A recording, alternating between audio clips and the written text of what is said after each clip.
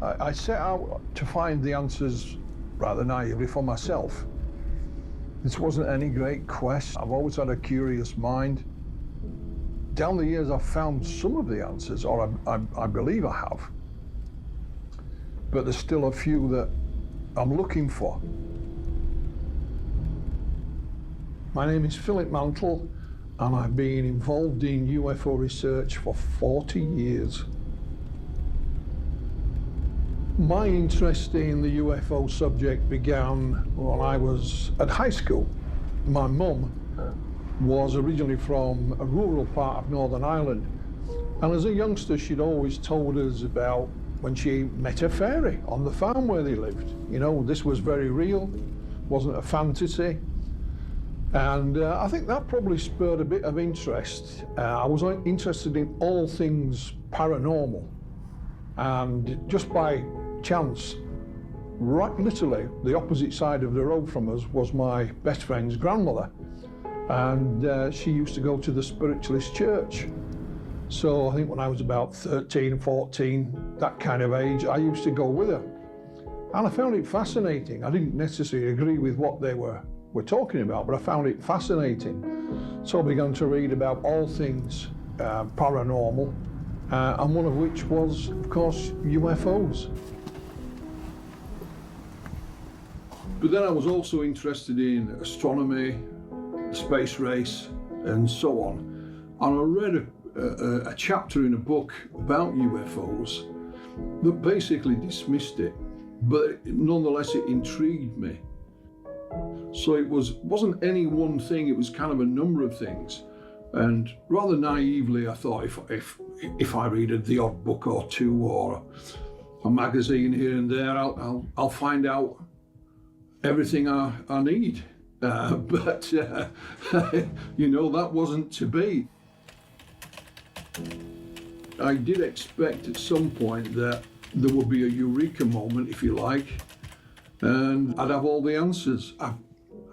I believe I've found some of them, but by no means all of them. My aunt, who lived just round the corner, brought me the local evening newspaper, which was from Leeds. And there was a small advertisement in it for a meeting of the Yorkshire UFO Society. And I thought, these will be the gentlemen that can provide me with the answers I'm looking for. But that was 40 years ago, and so here I am still asking those questions.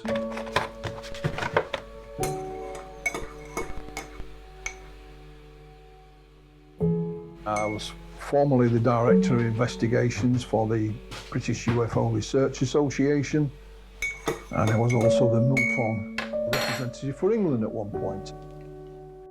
When you join a UFO group, there is a wide mixture of beliefs. I mean, some people there are out-and-out believers. Those like me who knew absolutely nothing, because I didn't. I'd read a few books, that was it.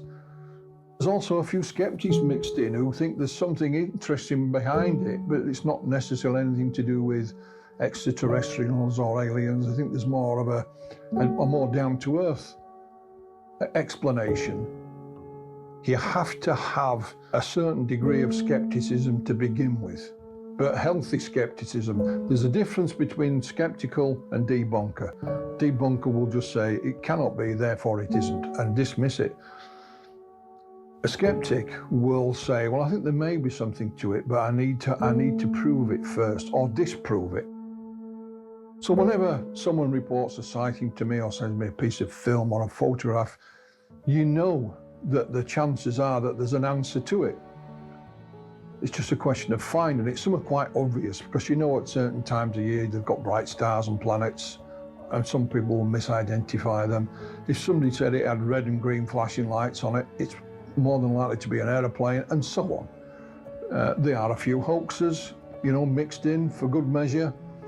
But out of all of this, every now and again, there is a little gem that comes along. There's a little nugget that is not that easy to explain. And I can be as skeptical as anyone. And you put that skeptical head on and you think, well, I'll try my damnedest to get to the bottom of this. But sometimes you just have to hold your hands up and say, well, I've done my best and I can't find an explanation, and leave it at that. And I look upon a role as a UFO investigator is to document this information as the best way you can. And hopefully the accumulated documentation and research will then lead to answers. So during that 40 years, you know, I've researched and investigated UFO cases of every description, really. Probably best known for my involvement in the alien autopsy film.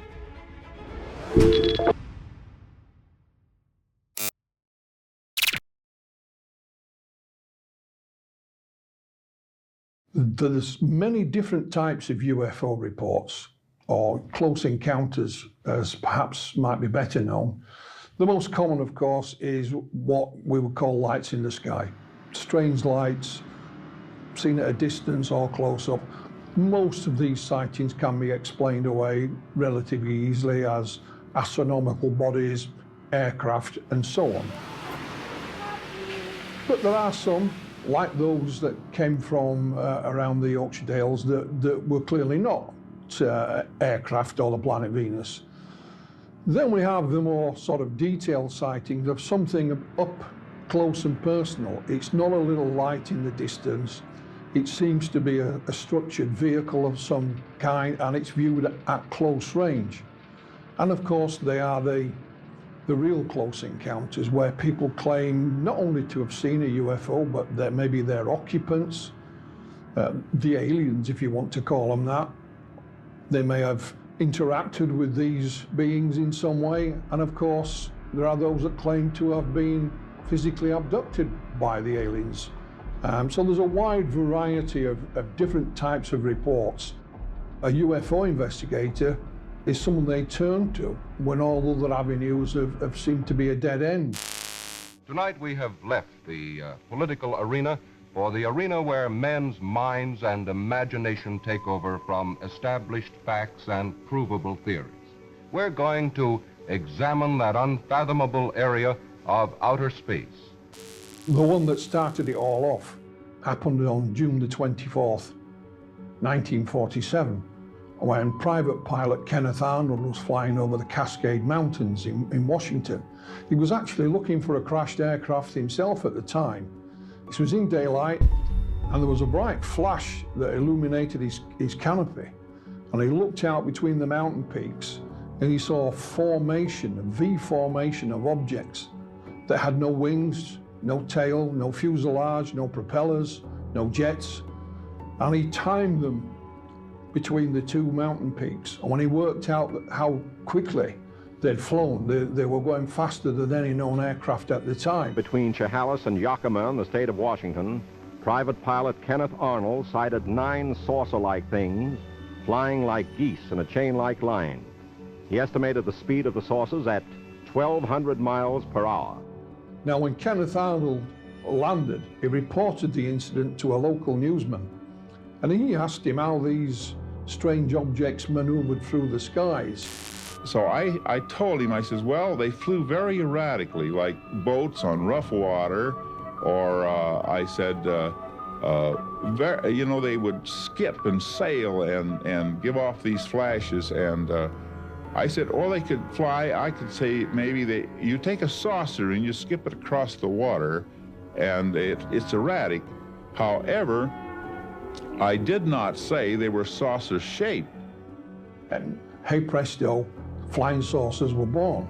If we come to the UK, without question, the most famous incident here happened in Rendlesham Forest in late December 1980. Rendlesham Forest lies between the twin RAF bases of Woodbridge and Bentwaters. And although they were RAF bases, they were on loan or leased, if you like, to the United States Air Force, and they were a nuclear facility.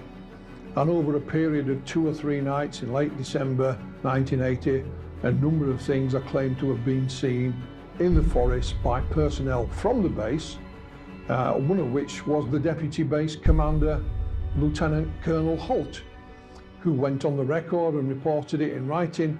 And he also had a tape recording that he made on one of these nights while he viewed the UFOs in the forest.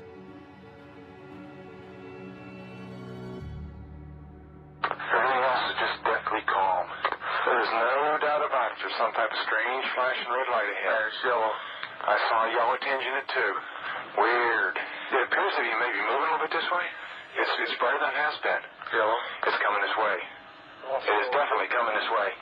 Pieces of it are shooting off. There is no doubt about it. This is weird. Hey, here he comes from the south. He's coming toward us now. Now we're observing what appears to be a beam coming down to the ground. This is unreal.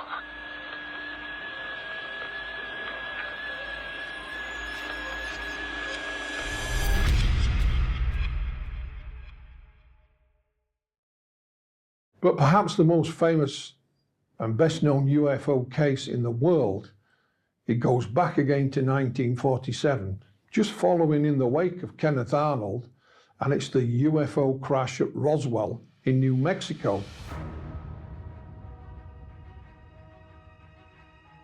Headline edition, July 8, 1947. It's the one case that will not die. The Army Air Forces has announced that a flying disc has been found and is now in the possession of the Army. Army officers say the missile, found sometime last week, has been inspected at Roswell, New Mexico, and sent to Wright Field, Ohio, for further inspection. It is claimed that not only a UFO crashed, but there were dead alien bodies.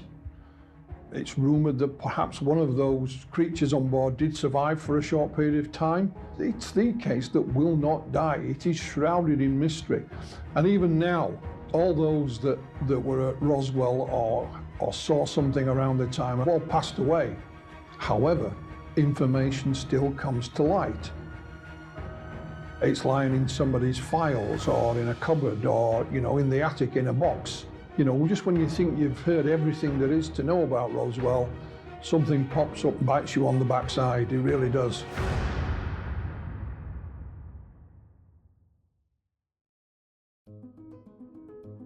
The town of Roswell was in the middle of the desert in New Mexico, and its main employer was the Roswell Army Air Force Base that was nearby. And one night in early July, there was a lightning storm.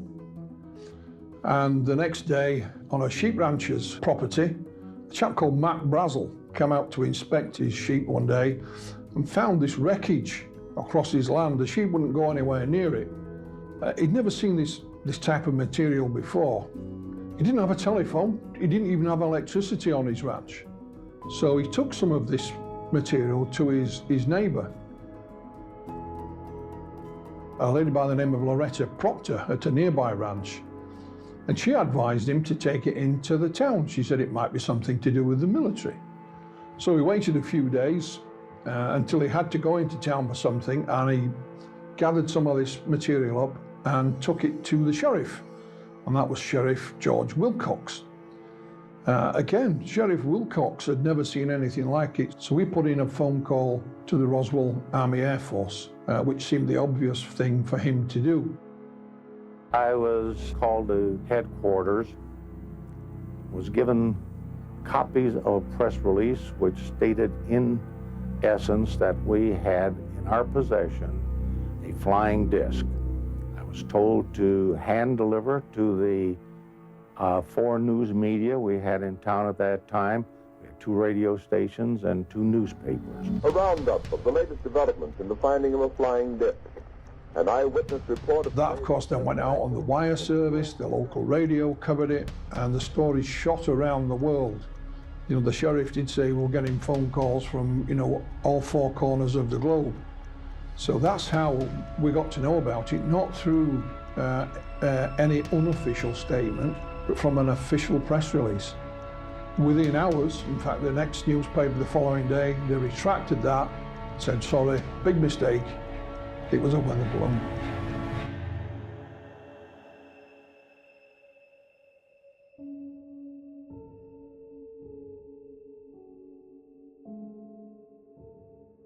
Everybody believed it, that it was a weather balloon. The way it was handled, it was a real slick way to say, yes, we've got a flying saucer, and then have a general who is much more knowledgeable, naturally, say, no, that was a new type of weather balloon.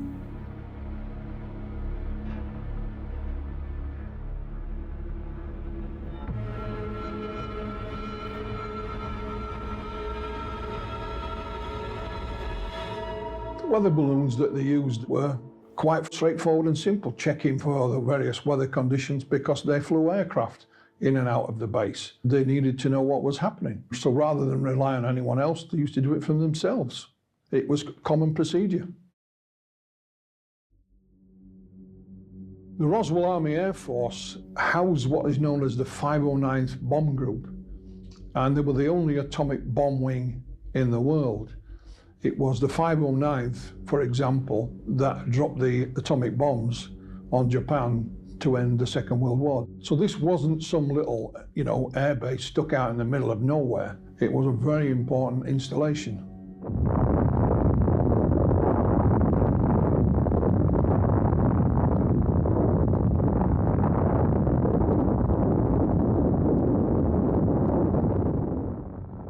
It was a very different world than we have here today.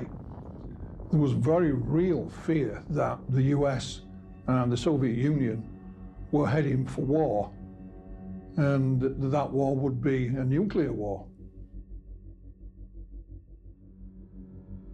So there was still a great respect for officialdom, certainly in the military. Both the US and the USSR in opposite direction were keeping tabs on each other. We know that the atomic bomb was designed and invented in the United States. However, the secrets were leaked to the Soviets, so they did have atomic bombs, and the US were keeping a close eye on them the best they could. So tensions were very real in 1947. And there were many who suspected that war could well be imminent. Primarily, if the military said something was so-and-so, then you'd probably believe them. A lot of people in the town may have even served in the military at one point. The town depended on the airbase for its living during those days. It certainly did have an effect. After the telephone call went to the airbase from the sheriff, they dispatched their intelligence officer, which was Lieutenant Jesse Marcel. He took with him a gentleman called Sheridan Cavett, and they made their way out to the Brazil Ranch and collected some of this material. And on the way back, Marcel stopped at his home. He didn't live on the base, they lived off base with his wife and his 11-year-old son, Jesse Marcel Jr. When he came in, he was very excited. He woke my mother and myself up at must have been 1 or 2 o'clock in the morning, and he wanted us to see what he was bringing in from the field. He said, "This is parts of a flying saucer," and it was all brought in and spread out on the kitchen floor, and we just looked at it. Young Marcel picked up a rod about this long that looked edge-on like a capital letter I. So it got the nickname of an I-beam. I picked up this particular I-beam and held it up to my upper left to look at it with the kitchen light reflecting on the inner surface. And that's when I saw the writing or the symbols of some sort. I thought at first, this is hieroglyphics or some kind of writing like that. It certainly looked alien to me. And his father said, "Son, you may be the first person to ever see writing from another world." He gathered the stuff up and took it back to the base. There are some people, even today, who say, well, the military did make a mistake, and it was indeed simply a balloon, but attached to a secret project. Hence, the reason for keeping it quiet. You go back to Major Marcel himself. They used to release weather balloons twice a day from the Air Force Base. He'd been trained in how to do this. He knew what a weather balloon looked like. And he said, that material that I posed for in his office was a weather balloon, but that wasn't the material that I picked up that day on the ranch. He claimed that there'd been a switch, and he was told to keep quiet and say nothing.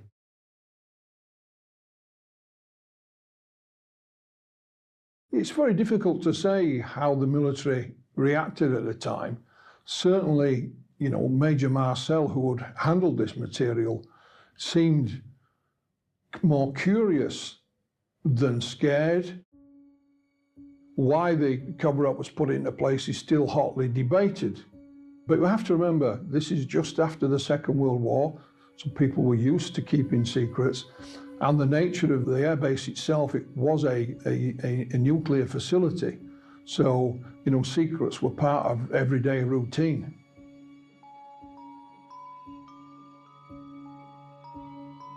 The US government have changed their opinion on what happened at Roswell on a number of occasions. They had Major Marcel pose in his commanding officer's office with the wreckage of a weather balloon. And they allowed the various journalists in to take photographs of it. So it was a big fuss about nothing, thank you very much. And the story literally died overnight.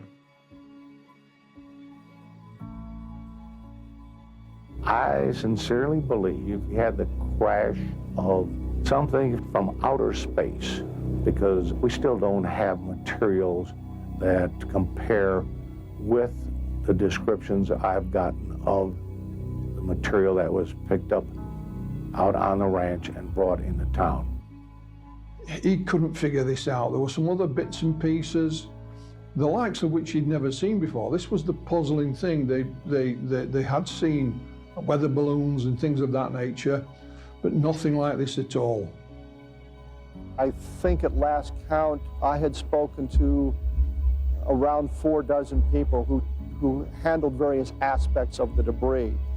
The most dramatic is the foil-like material that you could wad up into a ball and let it go and it would unfold itself. Matt Brazel, like Sheriff Wilcox and others, claimed that some of this material was almost looked like tin foil. But it was very light, and when you rolled it up or crushed it in your hand and then let go again, it would immediately unfurl and go back to its original shape without any creases or bends or dints. And it got the nickname of memory metal. They tried to burn it and they couldn't burn it. It wouldn't catch on fire, and they took out their pocket knives and they tried to cut it, and they couldn't cut it. I guess they all had their chance to play with it for a while, and it was laying on the table, so I reached over and picked it up. And I played for it probably about 5 minutes. When you would wad it up in your hand, you couldn't feel it in your hand. You couldn't feel you had anything there. And it would go to a size that was so small that you'd have to look to see if it was still in your hand. And then when you drop it, it spread out all over the table. Some of it you could crush and it would just spring back. However, Jesse Marcel said they found other parts of it that you could hit with a sledgehammer, couldn't put a dent in it at all. And then there were the I-beams with this strange purplish hieroglyphic writing on it. There are those, of course, not Jesse Marcel, who said that this was just part of the wreckage, that the actual main body of the craft was found some miles away. And there was the UFO, complete with its dead occupants and all the contents therein. Daddy came in so excited, and he said what they saw was not from this world. There were 2 bodies that were laying on the ground outside of this craft, and that there was one, what he called little person. And he said there's one little person that was walking around, and he said they were still alive. And he said that the other 2 were dead, and that this one that was alive was very sad. My dad would not have gotten excited over a weather balloon. He was not easily excitable. And this is the most thrilled I'd ever seen him in my life. He thought that was the most fantastic thing in the world.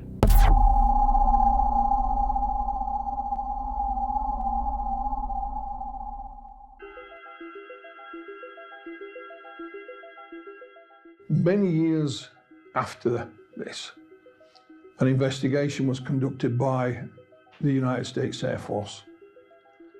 And they came out again and said, well, it really was weather balloons, but this time it was attached to a secret project, and that was codenamed Mogul. The balloons weren't secret, neither was the equipment that they used, but what they were being used for was secret. Basically, Project Mogul had an array suspended underneath some weather balloons that was launched into the upper atmosphere, and it was testing for Soviet nuclear tests, looking for atomic waste in the upper atmosphere. And they claimed that it was one of these with its various bits and pieces that crashed on the Brazil ranch. It's just unfortunate that none were launched on the days in question, and they were all accounted for. And it was still just a weather balloon. There was nothing secret about it, you know, and they used to launch the weather balloons twice a day from Roswell Army Air Force. So, you know, they'd changed the story somewhat. It wasn't just an ordinary weather balloon, it was Project Mogul, which was still just a weather balloon. It didn't seem to fit the description given by the witnesses.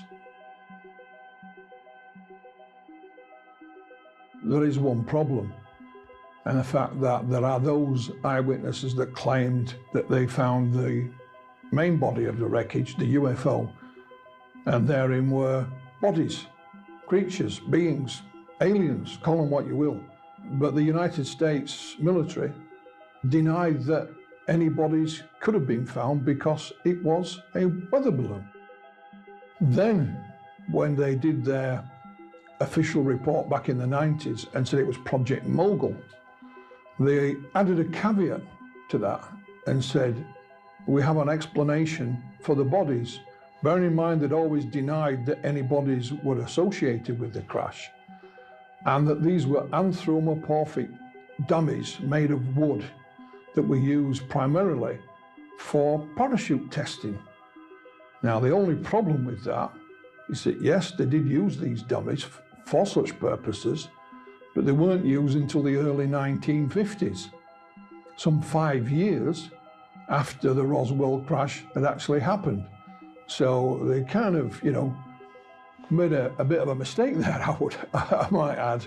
But it was the first time that they'd actually come up with an explanation for the alleged alien bodies.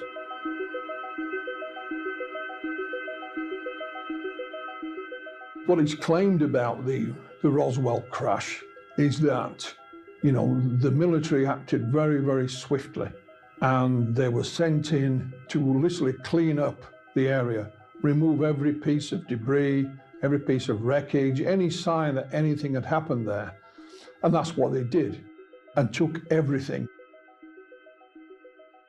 Even, you know, Matt Brazel wasn't allowed to keep any of this material. It is claimed that the cover-up began right from day one.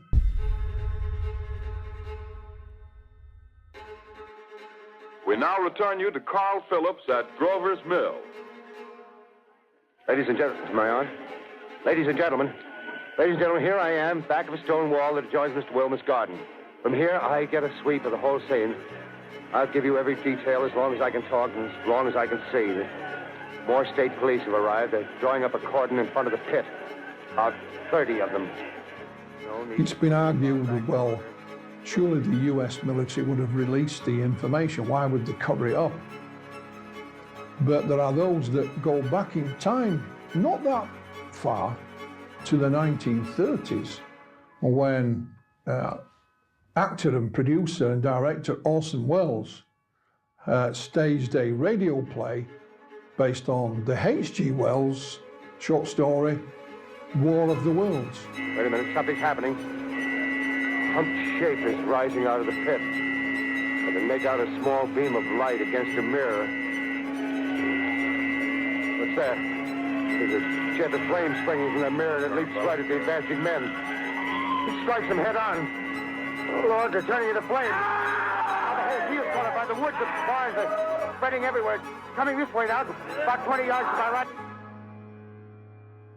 Ladies and gentlemen, due to circumstances beyond our control, we are unable to continue the broadcast from Grover's Mill. Evidently, there's some difficulty with our field transmission. People thought we were literally being invaded by Martians. According to reports at the time, people did get quite hysterical. There was allegedly a number of suicides, but it was made quite clear it was a drama, but some people who tuned in perhaps a bit later on got fooled by this. So that's often being used as an argument of why that perhaps the military kept the lid on the Roswell UFO crash was simply for fear of public hysteria. And he went on TV later and apologized. Of course, we are deeply shocked and deeply regretful about the results of last night's broadcast. The date of the broadcast was 1939, and it came rather as a great surprise to us that a story, fine H.G. Wells' classic fantasy, the original for so many succeeding comic strips and adventure stories and novels about a mythical invasion by monsters from the planet Mars, should have had so profound an effect upon radio listeners. Were you aware the terror was going on throughout the nation? Oh, no, of course not. You know, we did Dracula, and it seemed to me during Dracula I had high hopes that people would react as they do in a movie of that kind, and I don't know that they did, particularly, and so I've given up. One doesn't believe in the radio audience much. You don't know that whether they're listening or not. You have no idea how many people are listening or what they're thinking. I had every hope that the people would be excited as they would be at a melodrama. I don't believe that I have, since it is not a method original with me. It is used by many radio programs. I am terribly shocked by the effect it's had. I do not believe that the method is original with me or peculiar to the Mercury Theater's presentation. When you go back to Roswell and look at the various eyewitnesses, not many of them stepped forward at that time in 1947, simply because there was no avenue for them to do so. It wasn't until some years later, when in the late 1970s, nuclear physicist and UFO researcher Stanton Friedman met Colonel Marcel. He was in retirement now, and he was introduced to him by a TV station who knew about his story. Then the word got out. Roswell became news. He was featured in television and newspapers and so on. And it's only when that happened, then other people who were there at the time stepped forward. Some went on the record, others, in confidence. Some were also found by UFO researchers. They'd look who was serving in the military at the airbase at that time and were able to track them down and find them. So many of the airmen and civilian witnesses as well went on the record. So the investigation to Roswell started in earnest in the late 1970s and is still ongoing even today. There's been lots of first-hand witnesses from the military go on the record. Even young Marcel himself, he became a doctor, a medical doctor, and a flight surgeon, served in the military himself. He's gone on the record, wrote his own book about it, spoke at conferences. Sadly, he's no longer with us. So a lot of the people who were there either first or second hand stepped forward. There is this threatening aspect of the Roswell story, but again, we have to remember it was a different era and a different time. So there were those, certainly in the military, if they were told to keep quiet, then they would do exactly that. That was their duty, and that's the way they were trained, and that's the way that they acted. A number of the military witnesses didn't go on the record for a long time, perhaps when they were in the twilight of their own life. And they thought, well, if I don't say something now, then I'll never have the opportunity. And that seems to be in the case on a number of occasions. The best evidence we have from a number of eyewitness sources is that the craft and the bodies were brought to Hangar 84 on the Roswell Army Airfield and stored overnight before transport. What we understand from the eyewitness testimony is the bodies were sealed in a large wooden crate kept at the center of the hangar. It's absolutely brilliant what they did. They announced they have a flying saucer, but they've already captured it. They've already got it. There's nothing to see, so nobody goes out looking for the thing. Then they shift everything to Fort Worth. The higher headquarters says, no, those guys made a mistake. It was just a weather balloon. One of the sinister things about the Roswell affair is that there are claims that the military not only ordered the people under their command to stay quiet, but also civilian witnesses. The press can't find Jesse Marcel because he's in Fort Worth and he's been silenced. You know, when he came back from Carswell, after flying the debris, he did tell me not to talk about this, told my mother not to talk about this. This is a non-event. Play like it never happened. Don't even talk about this with your friends, which I didn't. And years later, he confided that he was actually part of the cover-up because he went along with the Air Force explanation, even though he knew full well that that was not true. There's corroborative testimony that suggests somebody was putting pressure on people to silence them, and they used what means were necessary to keep those people silent. With some of the civilians, they were told that if you ever talk about it, you will be killed. For example, there's a lady by the name of Frankie Rowe. Her father was a firefighter. It's claimed that they were dispatched to the event, and he managed to somehow acquire a piece of this memory metal and show it to her. You know, she was his daughter.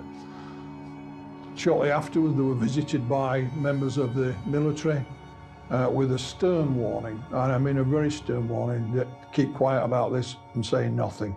You know, bullets are cheap, so to speak. I said, yes, I did handle it.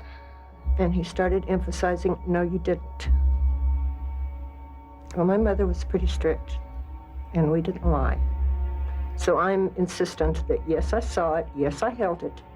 And he got mad, and he got louder, and he had one of those, looks like a small baseball bat that hooks on the side of your belt, and he took that out, and he's holding it, and he starts beating his hand. Every time he said something, he would hit that on his hand, and he would say, I want you to understand, you were never there.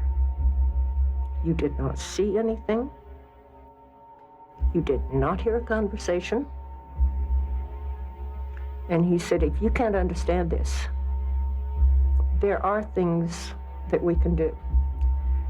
He said, we could take you out here in the middle of this desert. He said, this is a big desert here. He said, no one will ever find your bodies, ever. No one will ever know what happened to you. He said, the only way I'm going to let you stay around or live is if you promise you'll never talk about this the rest of your life. So I told him I wouldn't.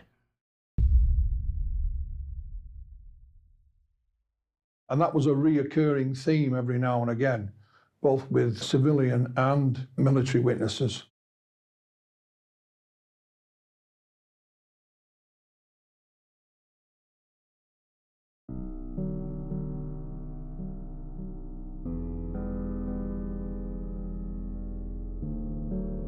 The wreckage at the time, and it even says this in the newspaper cuttings, was flown to Wright Field, as it was called, and it's now called Wright-Patterson Air Force Base, still in operation, and it's claimed that that is where the wreckage and possibly even the bodies were studied, officially studied, and it was in a mythical, almost mythical hangar, given the number of Hangar 18.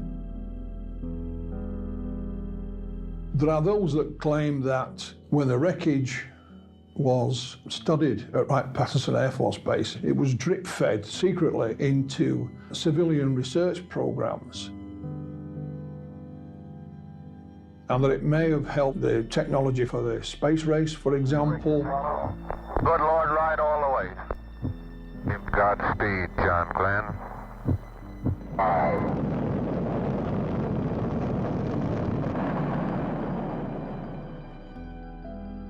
Silicon chips, fiber optics, and eventually all the way through to the stealth technology that we see in the aircraft. That is a rumor, it's not proven, but there are those that say that, you know, most of the technology that was found that day at Roswell are still yet to be identified, and we haven't been able to reverse engineer it at all.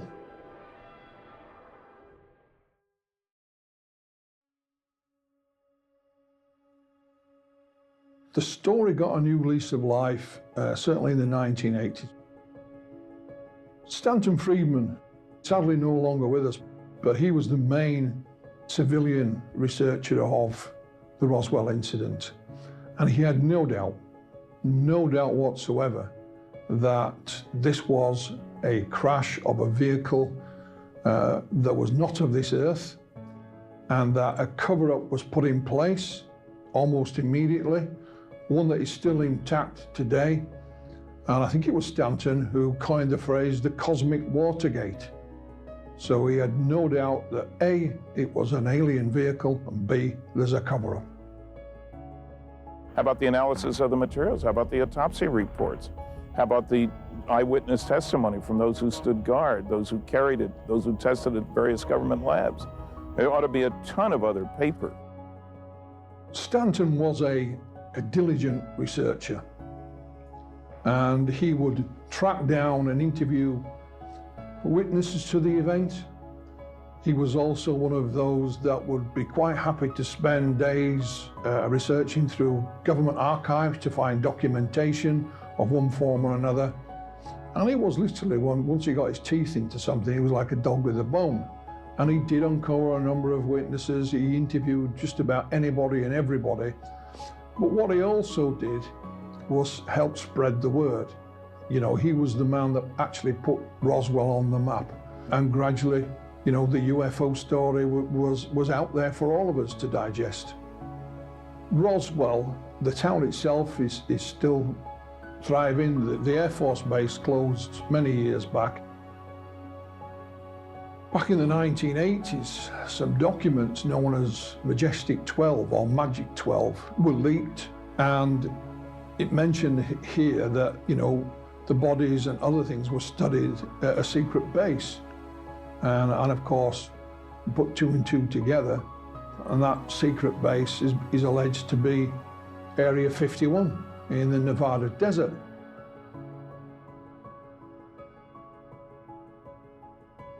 Officially, at that time, Area 51 did not exist, and the only aerial photograph that was available was actually from a Soviet spy satellite.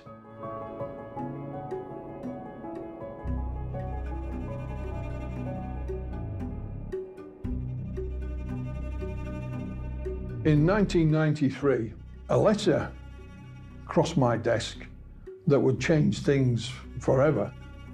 The Roswell story took a new twist in the 1990s, time when the X-Files TV series was reaching its height of popularity. And I was working with Bufora, and in 1993 I had a letter from a company saying, could you help us possibly with a documentary? So I wrote back, it's the days before email and things of that nature, sent them some information, and now the company was the Merlin Group. The gentleman that signed it was called Ray Santilli.